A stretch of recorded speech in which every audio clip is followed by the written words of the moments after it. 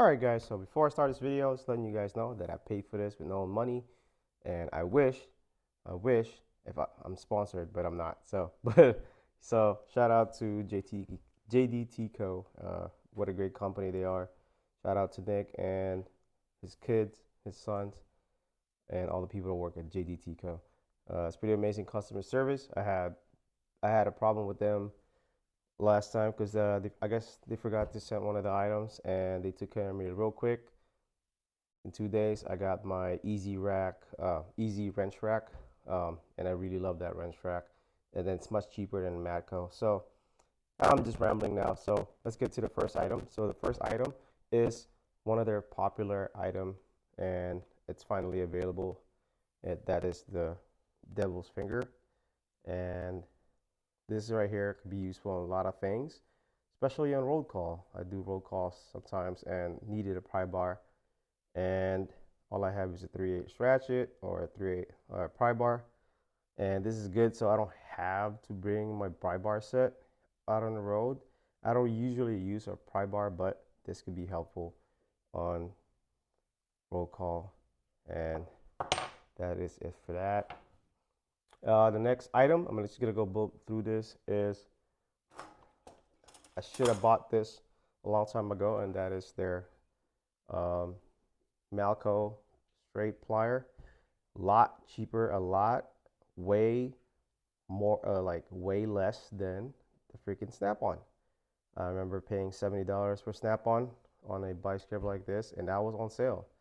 This is about $40, and what a great deal that is. So I will be collecting or buying all the Malco Made in USA pliers just to complete the set.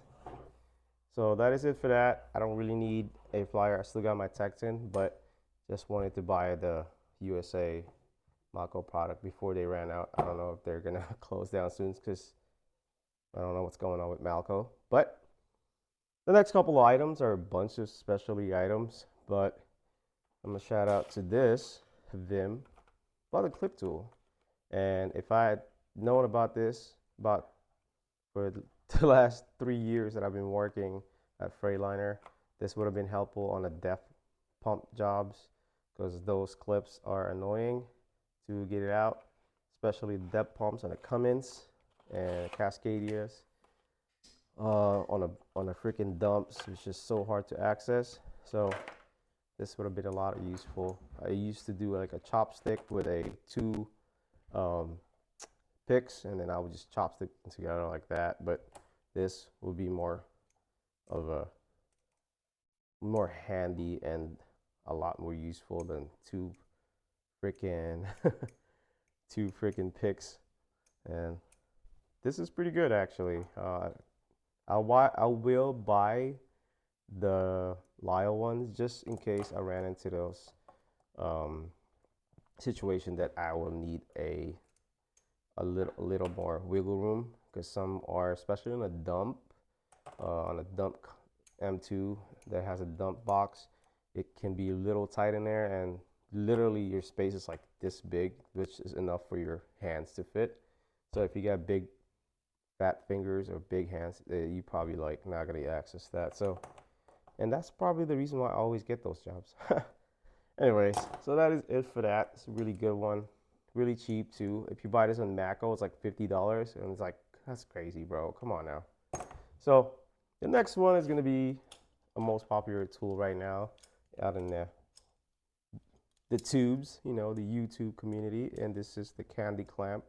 I know Tight Reach has one of these, but I decided to support the American product. And by supporting American product, I don't know, for some reason I have this mentality that if I support American made product, I'll make a difference in this country. But whatever you guys believe in, that's up to you. But this is a lot cheaper than the Tight Reach, a lot better than the Tight Reach. Actually, Nick just made a video about this. Just a quick video of handy clamp. Could be useful in tight situations. I know I ran into that working on Isuzus, stuff like that, and this could be one of those lifesavers. So that's why I bought this.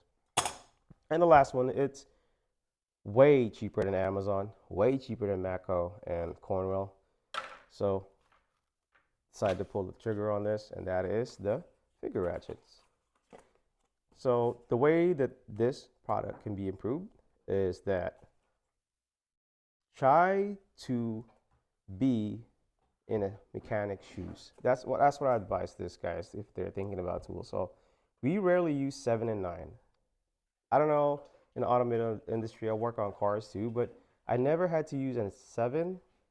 But if there is a 7, it will be like a 7 and 8, and then an 8 or a 10 on a 12, because I know Isuzu's and a lot of Japanese cars uses 12s too. A 10 and a 12, and maybe a 13 and a 15, because these are odd sizes. Like a 9, nobody uses a 9. Do you guys know when is the last time you guys used a 9? I don't use a 9. So to put that in there, it's kind of like, you know, just a space filler. So that's kind of like my complaint on that. This is my knock on the Vim, but this could have been a lot. This could be helpful, especially the 13 on. There's a bracket in the back of Cascadia, especially the one with a M2 with a DD13. Those are annoying as heck. Like you literally have like this much space, like this much, and enough for my finger to like just work on in there. It's like for that one bolt, it takes about like 30 minutes, 45 minutes, because it's just so tight and you can't barely have any working room. So if you guys work at Freightliner, you should know what I'm talking about. That bolt in the back, M2 with a DD13. Anytime you're working on those, it's gonna be like a money's worth of the day. So that's it about that. So that's about it for this tool haul, guys. So thank you guys for watching, and support JDTco, support American companies, American tool companies, and that is about it. Again, my name is Tyrone Trinity. Click like and subscribe. Comment down below for any opinions and questions. And I'm out. Deuces.